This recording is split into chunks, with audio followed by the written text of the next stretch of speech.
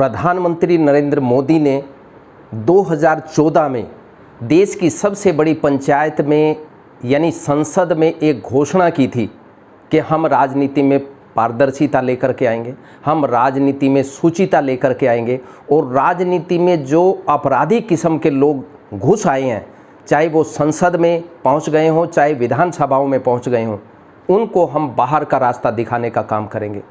उन्होंने ये भी बात कही थी कि हम सुप्रीम कोर्ट को अपील करेंगे, हम गुजारिश करेंगे सुप्रीम कोर्ट को कि वो फास्ट ट्रैक कोर्ट बना करके इस प्रकार के अपराधियों का मुकदमे की जल्दी से जल्दी निपटान करे ताकि राजनीति में शुचिता आए। लेकिन कितनी शुचिता आई राजनीति के अंदर ये आपको भी मालूम है और मौजूदा परिदृश्य जो हम देख रहे हैं राजनीति के अंदर वो भी सबके सामने हैं। मोदी कैबिनेट में कितने मंत्री दागी हैं, क्या इसका जवाब मोदी जी देंगे? अभी हाल ही में जो मोदी मंत्रिमंडल का विस्तार किया गया उसमें कितने मंत्री दागी हैं? राजनीति में अपराधी और अपराधीकरण को समाप्त करने की शपथ लेने वाले देश के प्रधानमंत्री मोदी ने 2014 में देश की सबसे बड़ी महापंचायत में खड़े होकर ये घोषणा की थी, मिनिमम गवर्नमेंट मैक्सिमम गवर्नेंस। मगर अफसोस प्रधानमंत्री का यह भी जुमला ही निकला। मोदी के मंत्रिमंडल विस्तार में 78 मंत्रियों को जगह दी गई, जिसमें एडीआर की रिपोर्ट के मुताबिक 42% मंत्री दागी हैं, यानी मौजूदा मंत्रिमंडल की हम बात कर रहे हैं।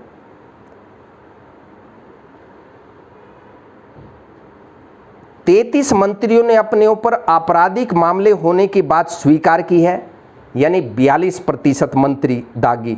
इसमें 24 मंत्रियों यानी 31% के ऊपर हत्या का प्रयास, लूट जैसी संगीन व गंभीर किस्म के अपराध के मामले दर्ज हैं। पश्चिम बंगाल की अलीपुरद्वार से सांसद व अल्पसंख्यक मामलों के राज्य मंत्री जॉन बरला पर 24 गंभीर किस्म की धाराओं वाले 9 मामले और अन्य 38 मामले दर्ज हैं। देश के सबसे कम उम्र के नए गृह राज्य मंत्री जो अभी नियुक्त हुए हैं, मोदी सरकार की मेहरबानी से आज वो उनके कैबिनेट में हैं, गृह राज्य मंत्री निशित प्रामाणिक पर हत्या का मुकदमा दर्ज है। इनके ऊपर 11 मामले 21 गंभीर किस्म की धाराओं के हैं। कमाल देखिए, जिनके ऊपर अपराध रोकने की जिम्मेदारी है और जिनको पुलिस किसी भी प्रकार का संरक्षण नहीं दे सकती, उसी पुलिस को इस 8वीं पास गृह राज्य मंत्री को सैल्यूट ठोकना पड़ेगा, मजबूर होना पड़ेगा। अपराधियों और अपराधीकरण को कौन से अंदाज में ये कंट्रोल करेंगे या ऐसी प्रवृत्ति के लोगों को बढ़ावा देंगे, या आने वाला वक्त ही बताएगा। लेकिन क्या यह इस देश का दुर्भाग्य नहीं मान लिया जाना चाहिए कि एक 8वीं पास आपराधिक पृष्ठभूमि का व्यक्ति देश का गृह राज्य मंत्री बना दिया गया है? वैसे देश के गृह मंत्री के बारे में भी लोगों के विचार जग जाहिर हैं। यानी आपराधिक किस्म के जो मुकदमे चल रहे हैं उसका निर्णय तो कोर्ट ने करना ही है, लेकिन क्या इस प्रकार के व्यक्ति को इस प्रकार की जिम्मेदारी इतने महत्वपूर्ण पद पर आसीन किया जाना चाहिए? इसके साथ साथ और भी कमाल की बात है, केंद्रीय कैबिनेट के 5 माननीय मंत्रियों पर सांप्रदायिकता फैलाने और धार्मिक भावना भड़काने का आरोप है, जो अब मोदी कैबिनेट के कोहिनूर हैं। इनमें ग्रामीण विकास और पंचायत राज मंत्री गिरिराज सिंह, कृषि राज्य मंत्री शोभा कंदरलाजे, गृह राज्य मंत्री नित्यानंद राय और कोयला मंत्री प्रहलाद जोशी शामिल हैं। वित्त राज्य मंत्री बनाए गए उत्तर प्रदेश के महाराजगंज के सांसद पंकज चौधरी पर हत्या के प्रयास के मात्र 5 मामले दर्ज हैं। जी, आपने बिल्कुल सही सुना, मात्र 5 मामले दर्ज हैं। वहीं 4 मंत्रियों पर हत्या का प्रयास का मुकदमा दर्ज है। इसमें अल्पसंख्यक मामलों के राज्य मंत्री जॉन बरला, गृह युवा व खेल राज्य मंत्री प्रामाणिक, वित्त राज्य मंत्री पंकज चौधरी और विदेश में संसदीय कार्य राज्य मंत्री मुरलीधरन शामिल है। अब कमाल की बात है, जब विदेश राज्य मंत्री विदेश में जाएंगे और वहां की प्रेस ने उनके आपराधिक रिकॉर्ड के बारे में जानकारी ले ली तो क्या जवाब देंगे? जरा मोदी कैबिनेट के 15% कोहिनूरों की शैक्षणिक योग्यता भी आप जान लीजिए, जिसमें कि गृह राज्य मंत्री भी जो 8वीं पास हैं, यानी 2 मंत्री 8वीं पास, 3 मंत्री 10वीं पास और 7 मंत्री 12वीं पास हैं। यानी 15% कैबिनेट के मंत्री 8वीं से लेकर 12वीं तक ही पढ़े हुए हैं। इस बात का जवाब देश की जनता को मोदी जी देंगे कि उन्होंने किस मजबूरी में, यानी कौन सी मजबूरी थी कि इस प्रकार की प्रवृत्ति के लोग जिनके ऊपर हत्या और संगीन धाराओं में मुकदमे दर्ज हैं, उनको अपनी कैबिनेट में जगह देनी पड़ी।